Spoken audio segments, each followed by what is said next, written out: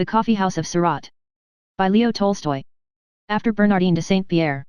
In the town of Surat, in India, was a coffee house where many travelers and foreigners from all parts of the world met and conversed. One day a learned Persian theologian visited this coffee house. He was a man who had spent his life studying the nature of the deity and reading and writing books upon the subject.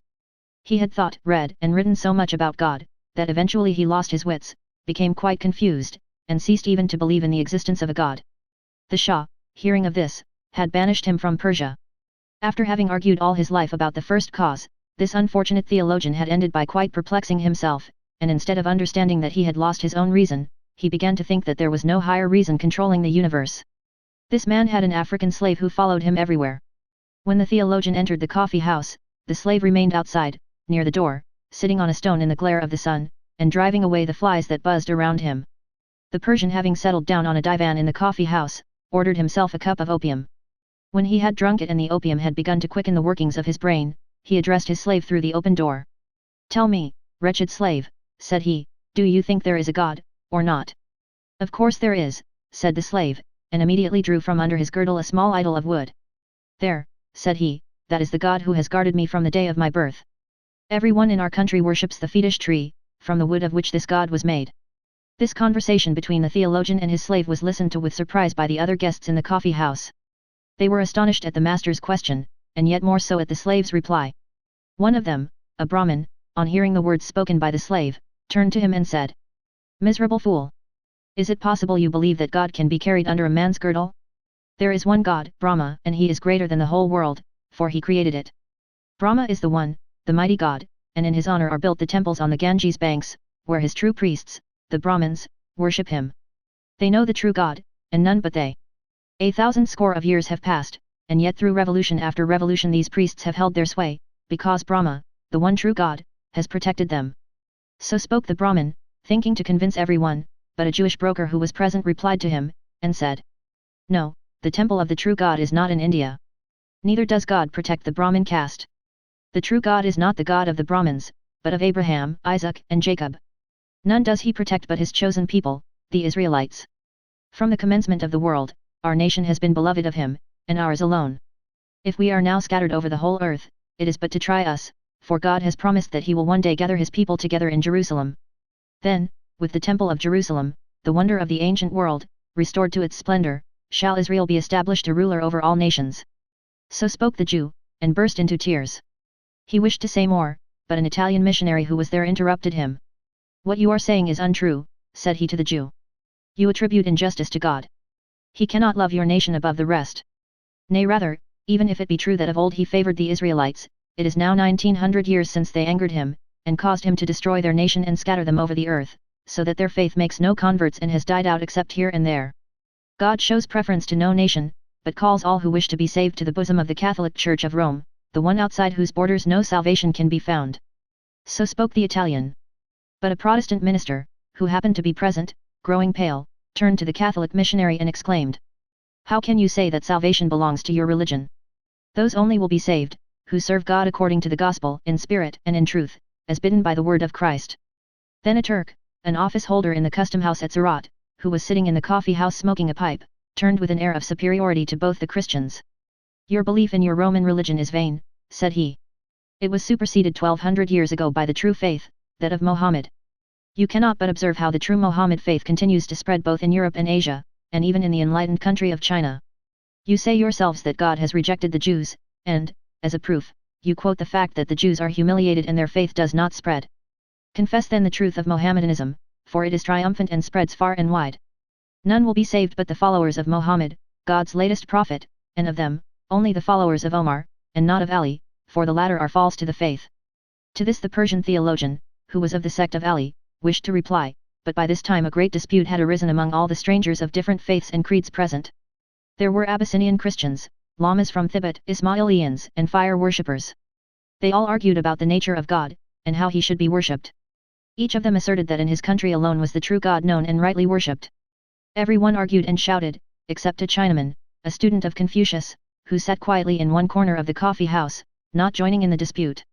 He sat there drinking tea and listening to what the others said, but did not speak himself.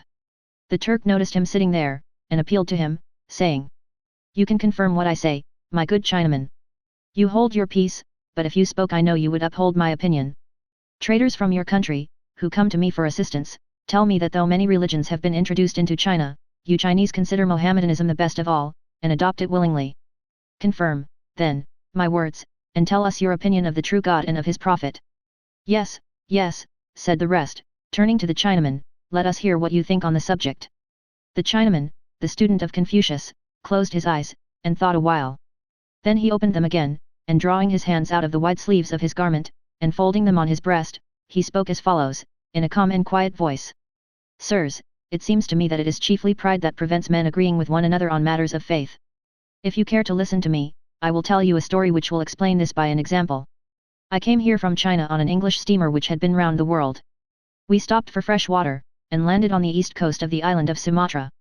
It was midday, and some of us, having landed, sat in the shade of some coconut palms by the seashore, not far from a native village.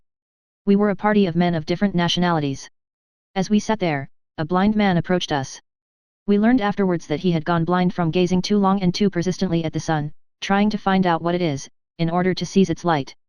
He strove a long time to accomplish this, constantly looking at the sun, but the only result was that his eyes were injured by its brightness, and he became blind.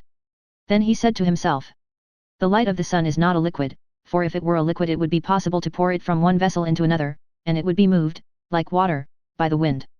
Neither is it fire, for if it were fire, water would extinguish it. Neither is light a spirit, for it is seen by the eye, nor is it matter, for it cannot be moved. Therefore, as the light of the sun is neither liquid, nor fire, nor spirit, nor matter, it is nothing. So he argued, and, as a result of always looking at the sun and always thinking about it, he lost both his sight and his reason. And when he went quite blind, he became fully convinced that the sun did not exist. With this blind man came a slave, who after placing his master in the shade of a coconut tree, picked up a coconut from the ground, and began making it into a night light. He twisted a wick from the fiber of the coconut, squeezed oil from the nut in the shell, and soaked the wick in it. As the slave sat doing this, the blind man sighed and said to him, well, slave, was I not right when I told you there is no sun? Do you not see how dark it is? Yet people say there is a Sunday. But if so, what is it? I do not know what the sun is, said the slave. That is no business of mine. But I know what light is. Here I have made a night light, by the help of which I can serve you and find anything I want in the hut. And the slave picked up the coconut shell, saying, this is my Sunday. A lame man with crutches, who was sitting nearby, heard these words, and laughed. You have evidently been blind all your life, said he to the blind man, not to know what the sun is. I will tell you what it is. The sun is a ball of fire, which rises every morning out of the sea and goes down again among the mountains of our island each evening. We have all seen this, and if you had had your eyesight you too would have seen it. A fisherman, who had been listening to the conversation said, it is plain enough that you have never been beyond your own island. If you were not lame, and if you had been out as I have in a fishing boat, you would know that the sun does not set among the mountains of our island, but as it rises from the ocean every morning so it sets again in the sea every night. What I am telling you is true, for I see it every day with my own eyes. Then an Indian who was of our party, interrupted him by saying, I am astonished that a reasonable man should talk such nonsense. How can a ball of fire possibly descend into the water and not be extinguished? The sun is not a ball of fire at all, it is the deity named Deva, who rides forever in a chariot round the golden mountain, Meru. Sometimes the evil serpents Ragu and Ketu attack Deva and swallow him, and then the earth is dark. But our priests pray that the deity may be released, and then he is set free. Only such ignorant men as you, who have never been beyond their own island, can imagine that the sun shines for their country alone. Then the master of an Egyptian vessel, who was present, spoke in his turn. No, said he, you also are wrong. The sun is not a deity, and does not move only round India and its golden mountain. I have sailed much on the Black Sea, and along the coasts of Arabia, and have been to Madagascar and to the Philippines. The sun lights the whole earth, and not India alone. It does not circle round one mountain, but rises far in the east, beyond the Isles of Japan, and sets far, far away in the west, beyond the islands of England. That is why the Japanese call their country Nippon, that is, the birth of the Sunday. I know this well, for I have myself seen much, and heard more from my grandfather, who sailed to the very ends of the sea. He would have gone on, but an English sailor from our ship interrupted him. There is no country, he said, where people know so much about the sun's movements as in England. The sun, as everyone in England knows, rises nowhere and sets nowhere. It is always moving round the earth. We can be sure of this for we have just been round the world ourselves, and nowhere knocked up against the sun. Wherever we went, the sun showed itself in the morning and hid itself at night, just as it does here. And the Englishman took a stick and, drawing circles on the sand, tried to explain how the sun moves in the heavens and goes round the world. But he was unable to explain it clearly, and pointing to the ship's pilot said, "This man knows more about it than I do. He can explain it properly." The pilot, who was an intelligent man, had listened in silence to the talk till he was asked to speak. Now everyone turned to him, and he said, "You are all misleading one another, and are yourselves deceived. The sun does not go round the earth, but the earth goes round the sun, revolving as it goes, and turning towards the sun in the course of each 24 hours, not only Japan, and the Philippines, and Sumatra where we now are, but Africa, and Europe, and America, and many lands besides. The sun does not shine for some one mountain, or for some one island, or for some one sea, nor even for one earth alone, but for other planets as well as our earth.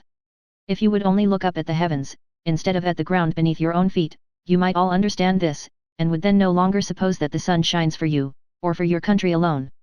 Thus spoke the wise pilot, who had voyaged much about the world, and had gazed much upon the heavens above. "So on matters of faith," continued the Chinaman, the student of Confucius, "it is pride that causes error and discord among men. As with the sun, so it is with God. Each man wants to have a special god of his own, or at least a special god for his native land. Each nation wishes to confine in its own temples him, whom the world cannot contain. Can any temple compare with that which God himself has built to unite all men in one faith and one religion? All human temples are built on the model of this temple, which is God's own world. Every temple has its fonts, its vaulted roof, its lamps, its pictures or sculptures, its inscriptions, its books of the law, its offerings, its altars, and its priests. But in what temple is there such a font as the ocean, such a vault as that of the heavens, such lamps as the sun, moon, and stars, or any figures to be compared with living, loving, mutually helpful men? Where are there any records of God's goodness so easy to understand as the blessings which God has strewn abroad for man's happiness? Where is there any book of the law so clear to each man as that written in his heart? What sacrifices equal the self-denials which loving men and women make for one another?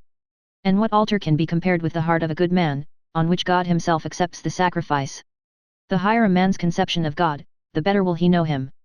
And the better he knows God, the nearer will he draw to him, imitating his goodness, his mercy, and his love of man.